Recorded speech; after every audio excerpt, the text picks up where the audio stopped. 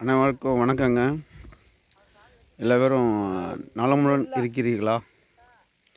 நலமுடன் இருப்பீர்கள்ங்கிற நம்பிக்கை எனக்கு இருக்குது. இப்போ பார்த்தீங்க அப்படின்னாக்கா கொய்யா தோட்டத்தில் இருக்கேங்க.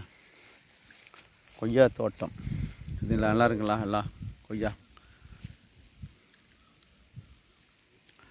கிட்டத்தட்ட பார்த்தா அந்த இடத்துல நாட்டு கொய்யாங்க. அது ஒட்டு ரகம்லாம் கிடையாது, எல்லாம் நாட்டு கொய்யா.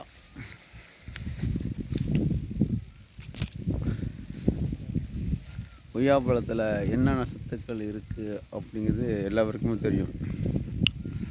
விட்டமின் சத்துக்கள் அதிகமாக இருக்குது. கொய்யாவிலே பல வகை கொய்யா இருக்குது.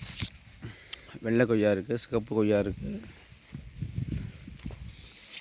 இது நாட்டு கொய்யா. கொய்யா தோப்பு தான் அங்கே இருக்கிறோம். பார்த்தீங்களா? நாட்டு கொய்யா.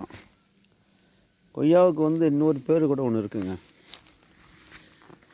ஆமாம், கொய்யாவுக்கு ஏழைகளின் ஆப்பிள்னு சொல்லுவாங்க. ஆமாம், ஆப்பிள் இருக்கக்கூடிய சத்துக்கள் அனைத்தும் கொய்யாவில் இருக்கிறது. அதனால தான் இதை என்ன பண்ணியிருக்காங்க அப்படின்னா ஏழைகள் ஆப்பிள்னு சொல்லியிருக்காங்க.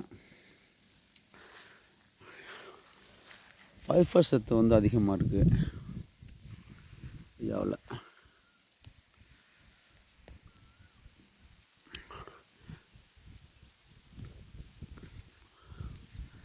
தமிழ்நாட்டில் முக்கனி சொல்லுவாங்க இல்லைங்களா? வாழை, பிலா, மாங்காய், வாழைப்பழம், பிலாப்பழம், மாம்பழம், முக்கனிகள். நமக்கு சீசனுக்கு தகுந்த மாதிரி எது நமக்கு விலை மலிவாக தரமாக கிடைக்குதோ அதை அப்பப்போ எடுத்து பயன்படுத்திக்கணும். அதான் இன்றைக்கி தோட்டம் ஏழைகள் ஆப்பிள் பார்த்தீங்களா? இப்போல்லாம் கொய்யா சீசன். நிறையா வாங்கி சாப்பிடுங்க கொய்யா பழத்தை.